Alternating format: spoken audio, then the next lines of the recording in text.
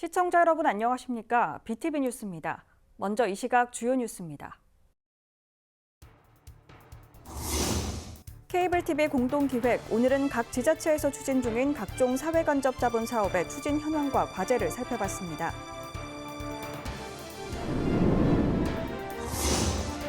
부산 지역 기초의회에서 시작한 자궁경부암 예방접종 지원 사업을 이제 부산시가 나서서 지원해야 한다는 목소리가 제기되고 있습니다.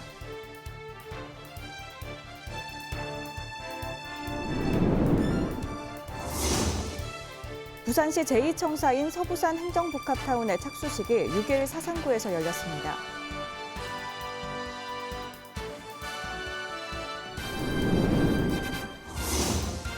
수영구가 밀락수변공원에 이어 어린이공원에서의 음주를 금지하는 조치를 내렸습니다.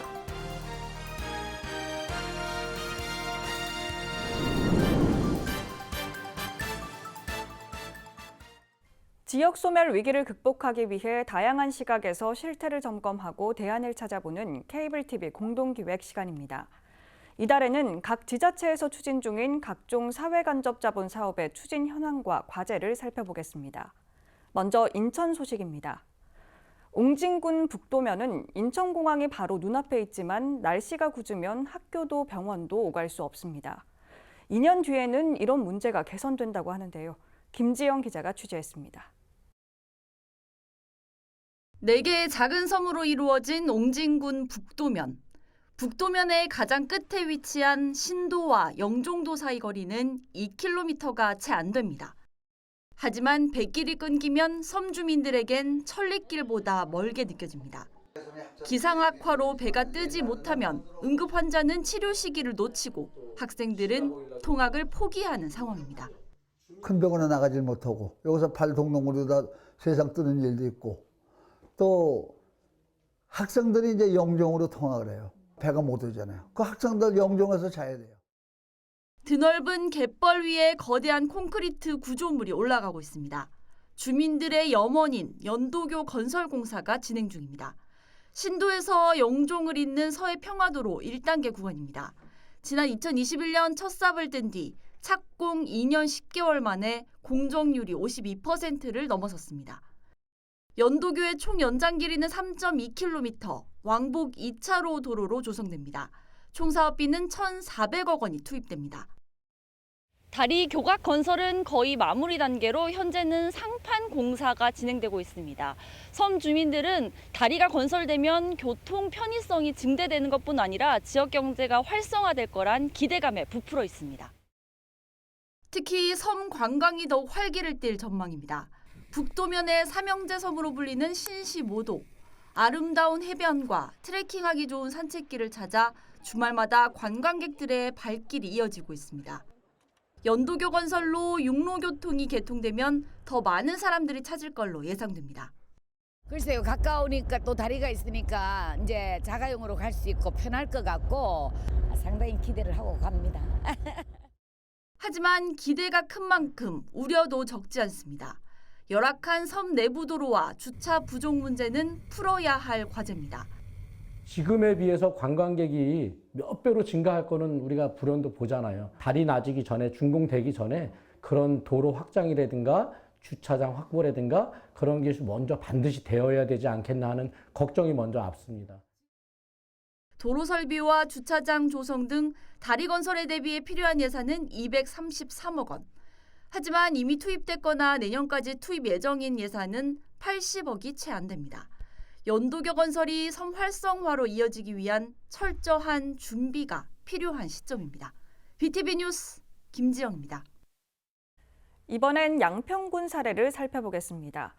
지역의 인구 감소로 인해 가장 극명하게 나타나는 지표 중 하나가 바로 폐교입니다. 학령 인구의 감소는 곧바로 학교의 존립으로 이어지고 결국 남게 된 폐교는 지역에서는 애물단지로 전락합니다. 그렇다면 이런 폐교를 다시 지역의 중심으로 활성화시킬 방법은 없을까요? 딜라이브 신승훈 기자가 정리했습니다. 양평군 청운면의 한 폐교입니다. 지난 2000년에 폐교된 후 2007년부터는 태권도 지도자 수련원으로, 2018년부터는 힐링마을, 이후에는 청소년 범죄 예방 체험학교로 운영됐습니다. 하지만 현재 정상적인 운영이 어려운 상황입니다. 과거 캠핑장으로 운영되던 또 다른 폐교입니다. 이곳 역시 운영에 어려움을 겪고 있고 인근의 또 다른 폐교는 운영자가 임대료를 충당하기 위해서 별도의 일을 하고 있는 실정입니다. 다른 데 버는 걸로 유지할 정도지. 폐교 자체가 사람 떠난 데라서 사람 오게 하는 게 쉽지 않아요. 지역 주민도 없고 그래서 폐교가 됐는데 거기서 무슨 돈이 되겠어요. 수익을 위해서 폐교를 활용하는 것은 이미 한계에 다다르고 있다는 겁니다. 반면 다양한 방법으로 폐교를 활용하거나 정부나 지자체의 지원을 일부 받는 공공의 목적을 가질 경우는 그나마 사정이 나은 편입니다. 지역 연계 교육과 학교 밖 자연 학습을 시행하는 경기 이룸학교 강천에서 놀자는 폐교에 다시 아이들이 돌아올 수 있는 모범 사례가 되고 있습니다. 그 테두리 안에서 벗어나와서 자연과 함께 할 수 있는 공간을 접한다는 게 일단 큰 메리트가 있는 것 같고, 그렇게 함으로 인해서 환경이 바뀌다 보니까 이 친구들이 이제 관심도도 높아지고 집중도 좋아지는 거고. 최근 인구 감소 지역에 지역별로 100억 원대의 예산 지원을 통해 지역 활성화를 기획하고 있는 양평군은 세부 계획에 폐교에 대한 부분을 논의하겠다는 입장입니다. 양평군에는 현재 13개의 폐교가 있고 이 중 10곳이 체험사업 대상 지역에 위치해 있기 때문입니다. 왜냐면 개인이 운영을 못하는 경우가 있을 거예요.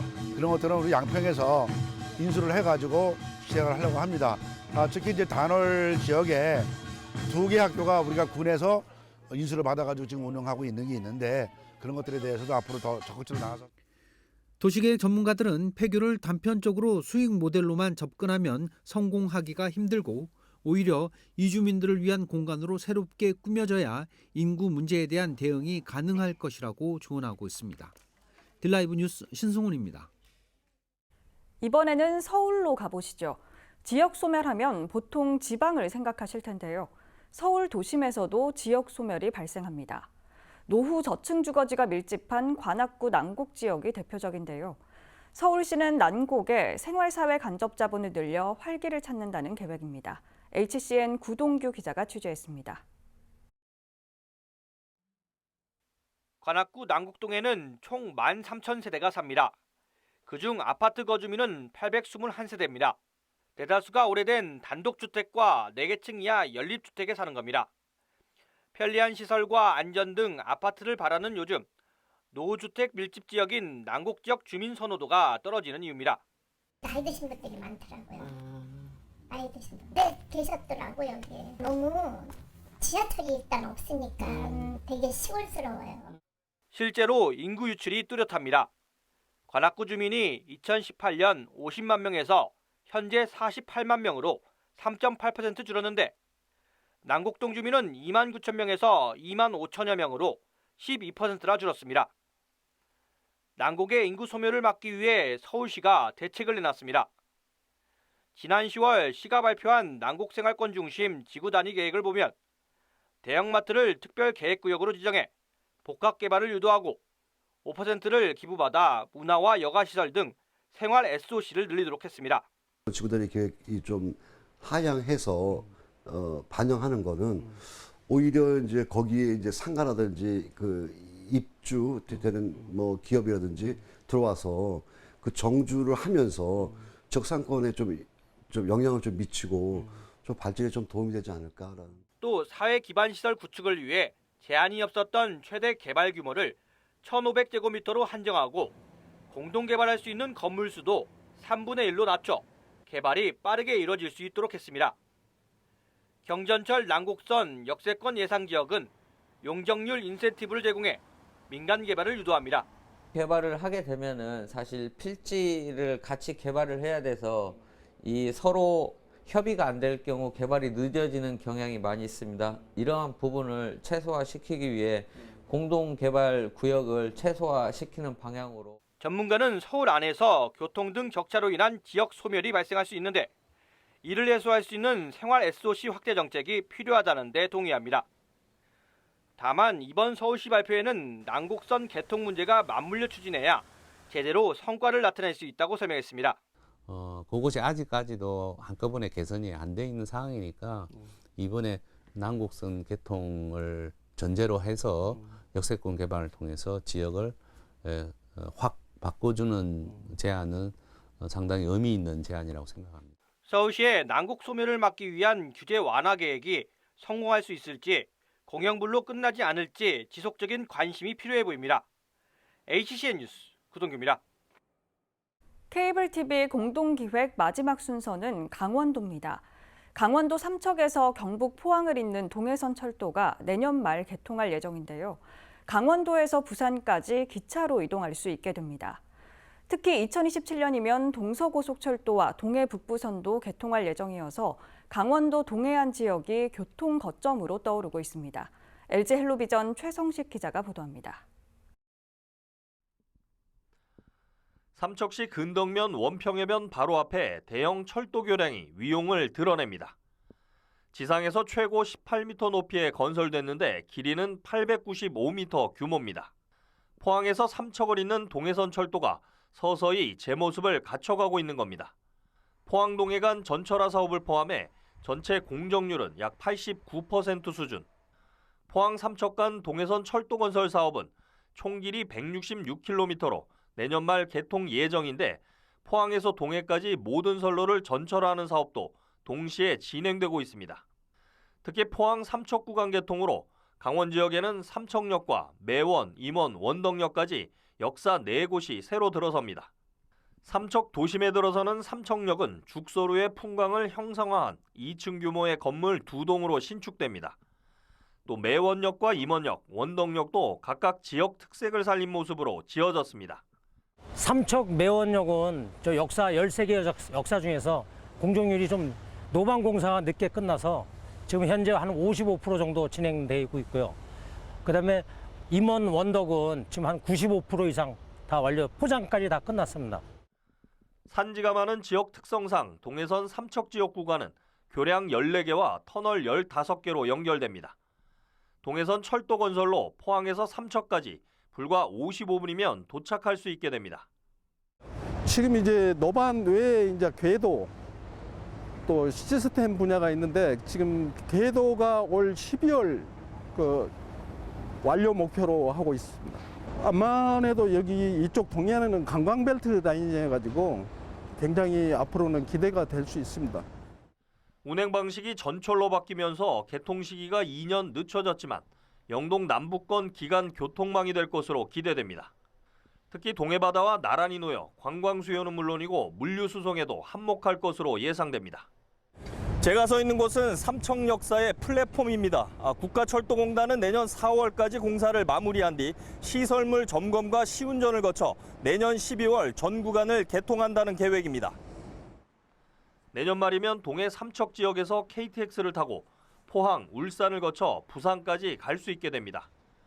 다만 강릉에서 삼척 구간은 선로와 노반이 노후돼 당장 KTX가 다닐 수는 없는 상황. 국토교통부와 강원특별자치도는 삼척 강릉 철도 건설 사업을 신규 반영해 현재 예비 타당성 조사가 진행되고 있다고 밝혔습니다.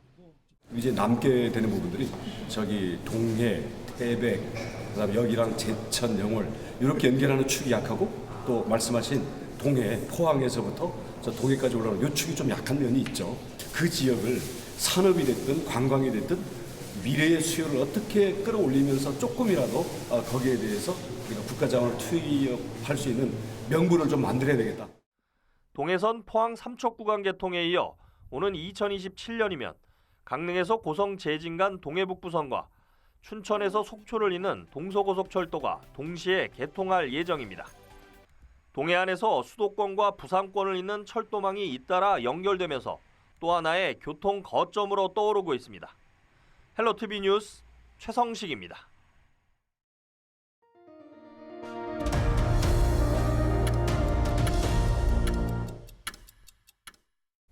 부산 지역 기초의회에서 시작한 자궁경부암 예방접종 지원 사업을 이제 부산시가 나서서 지원해야 한다는 목소리가 제기되고 있습니다. 김윤정 기자의 보도입니다.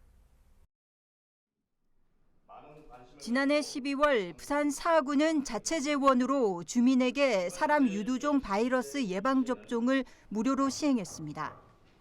자궁경부암 환자 수가 급격히 늘어나자 사구의회가 전국 처음으로 관련 지원 조례인 사람 유두종 바이러스 예방접종 지원 조례를 제정했고 집행부인 4구가 사업을 시행한 것입니다. 자궁 경부암은 백신으로 예방할 수 있는 유일한 암이기 때문입니다. 사람 유두종 바이러스 예방접종 사업은 아시다시피 자궁경부암을, 그러니까 암을 예방할 수 있는 거의 유일한 예방접종 주사입니다. 그러나 이제 기초지자체에서만 이것을 감당하기에는 예산의 규모가 너무나 크기 때문에 이후 이 조례는 다른 지자체로 빠르게 퍼졌고 강서구와 동구, 중구, 사상구가 조례를 만들어 사업 시행을 앞두고 있습니다. 하지만 지난 5월 북구의회가 같은 조례를 발의했지만 접종 사업에 필요한 예산 마련이 어렵다며 집행부의 반대에 부딪혔고 심의 보류되면서 상임위에 발이 묶인 상태입니다. 이처럼 재정 사정이 열악한 기초지자체의 경우 주민 건강 격차마저 커질 수밖에 없는 상황입니다. 부산시 의원과 구의원 등 9명이 자궁 경부암 사각지대를 없애야 한다며 시 차원의 조례 제정과 시비 지원을 한 목소리로 촉구했습니다. 부산시가 조례 제정과 예산 편성에 적극 협조할 것을 촉구한다. 촉구한다. 촉구한다. 촉구한다. 이에 중앙정부는 지난 2016년부터 만 12세 여성 청소년을 시작으로 현재 만 13세에서 17세 여성 청소년과 만 18세에서 26세 저소득 여성 청소년까지 대상을 소폭 확대했습니다. 하지만 여전히 2003년 이전에 태어났거나 저소득층이 아닌 여성은 100만 원에 육박하는 비용을 들여 알아서 예방접종을 할 수밖에 없는 현실입니다. 부산시 같은 경우는 이미 암 발생률이나 사망률이 모두 1위인 도시입니다. 그런 만큼 암에 걸린 우리 시민분들에 대한 비용이 사회적 비용이나 의료적 비용이 굉장히 높은 편입니다. 그렇기 때문에 사전에 예방을 확실하게 할 수 있는 방법이 있다면 거기에 예산을 투입을 하는 것이 상대적으로 암 관리 차원에서도 그리고 예산 차원에서도 효과적일 수가 있습니다. 이러한 차원에서 사람 유두종 바이러스에 대한 예방 지원 조례를 시에서 법적 근거를 만들 수 있도록 검토할 예정입니다. 지난 2021년 부산시 자궁 경부암 환자 수는 불과 4년 만에 10.7% 급증한 5,700여 명에 이릅니다. 8대 특광역시 가운데 광주, 경기, 울산에 이은 네 번째 높은 수치입니다. BTV 뉴스 김윤정입니다. 부산시 제2청사인 서부산 행정복합타운 착수식이 지난 6일 사상구에서 열렸습니다. 행정복합타운이 들어서면 부산 동서균형 발전과 사상 드림 스마트시티 활성화에도 기여할 것으로 보입니다. 박철우 기자입니다. 사상구 확장동 사상 드림 스마트시티 부지. 부산시 제2청사인 서부산 행정복합타운이 지어질 곳입니다. 6일 사업의 시작을 알리는 착수식이 열렸습니다. 하나, 둘, 셋!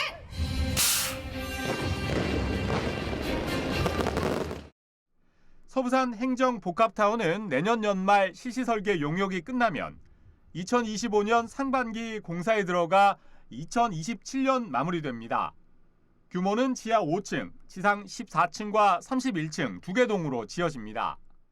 이날 착수식을 시작으로 서부산 행정복합타운에는 다양한 입주 기관들이 들어설 예정입니다. 부산시 도시균형발전실과 데이터센터, 부산 테크노파크와 부산경제진흥원 등이 옮겨옵니다. 그 옆으로는 게임, 영상 등 국내 콘텐츠 기업 260여 개를 집적하는 디지털 기업지원 복합센터가 함께 들어서게 됩니다. 디지털 복합타운을 매개로 해서 또 부산시 제2청사를 매개로 해서 서부산 발전을 이끄는 일종의 새로운 파동을 일으키는 허브가 될 것입니다. 시는 2015년 사상공단을 재생 사업지구로 지정하고 혁신 성장 거점으로 육성하는 방안을 추진해 왔습니다. 그동안 사업비 확보 등의 어려움을 겪었지만 핵심 거점인 서부산 행정복합타운 건립이 본격화되면서 사상공단 재생도 속도를 붙일 수 있게 됐습니다. 이 행정복합타운 주변은 산업단지 상상허브 활성화 구역으로 지정 예정이며 지식산업센터 3곳이 건립됩니다. 사상 노공업지역, 이 서부산 청사를 통해서 민자가 들어오고 교통이 해결되고 이 많은 부산시의 연구단지가 들어오게 되면 우리 사상은 이제 드디어 사상의 재창조에 마침표를 찍을 겁니다. 이와 함께 시는 사상구 감전동에 있는 분뇨 처리 시설의 현대화 사업도 내년 말 마무리 지을 계획입니다. 현대화 사업을 통해 낡은 시설을 지하화하고 지상에 체육시설을 만들어 주민에게 휴식 공간을 제공할 예정입니다. BTV 뉴스 박철우입니다. 수영구는 지난 여름 밀락수변공원을 금주구역으로 지정했는데요. 내년부터는 어린이공원에서도 술을 마실 수 없게 됐습니다. 자세한 내용 김석진 기자가 전합니다. 수영구 망미동의 한 어린이공원입니다. 놀이터 주변에 담배갑이 버려져 있습니다. 공원 입구엔 고성방가와 금연, 금주를 단속한다는 현수막이 내걸려 있습니다. 공원에서의 금연은 기본, 이제 금주도 기본이 됩니다. 수영구가 지역의 어린이공원 11곳을 금주구역으로 지정했습니다. 지난 7월 밀락수변공원에 이어 두 번째입니다. 이로써 수영구의 지역공원 3곳 중 한 곳은 술을 마실 수 없게 됩니다. 공공장소는 금주라는 그런 기본 인식 자체를 조금 가지시는 게 조금 더 중요한 것 같아서 저희 수영구뿐만 아니고 이제 다른 지자체에서도 이제 먼저 선제적으로 어린이공원 같은 경우는 이제 지정해서 관리를 하고 있거든요. 수영구는 오는 21일까지 주민 의견을 청취할 예정입니다. 다른 의의가 없을 경우 다음 달 1일부터는 금주구역으로 지정됩니다. 이후 내년 3월 말까지 계도 기간을 거쳐 4월 1일부터는 단속을 실시합니다. 공원에서의 음주가 적발되면 5만 원의 과태료가 부과됩니다. 저희가 단속원들이 거기 밀락수변공원에만 이제 계시는 게 아니고 금주구역이 지정되고 나면 어린이공원 11개소도 다 지금 보시면서 이제 할 예정입니다. 한편 수영구의 이번 금주구역 지정과 관련한 문의나 의견은 수영구 보건소로 하면 됩니다. BTV 뉴스 김석진입니다. 사상구 의회가 중소창업기업에서 개발한 제품을 사전에 검증하는 테스트베드 지원에 관한 조례를 제정했습니다. 부산에서 처음으로 제정된 이번 조례는 중소기업 사업을 장려하고 지원에 관한 사항을 법적으로 규정해 기업 친화형 도시 조성을 위해 마련됐습니다. 김정옥 구의원이 대표 발의하고 동료 의원 7명의 동의를 받은 본조례는 지난달 24일 본회의를 통과해 6일 공포와 함께 시행됐습니다. 사상구의회 이종구 의원이 2023 대한민국 글로벌 브랜드 대상 지방자치 분야에서 상을 받았습니다.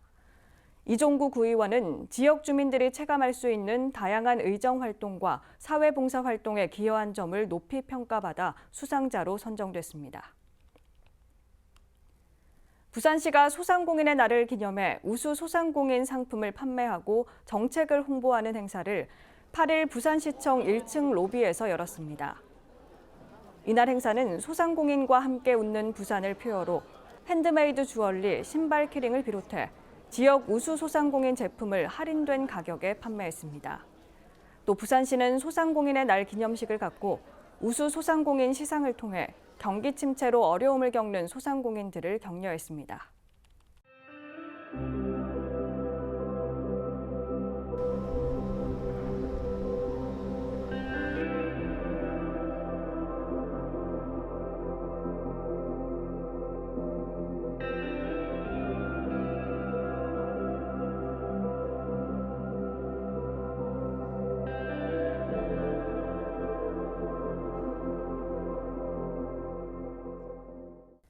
이상으로 BTV 뉴스를 마칩니다. 시청해주신 여러분 고맙습니다.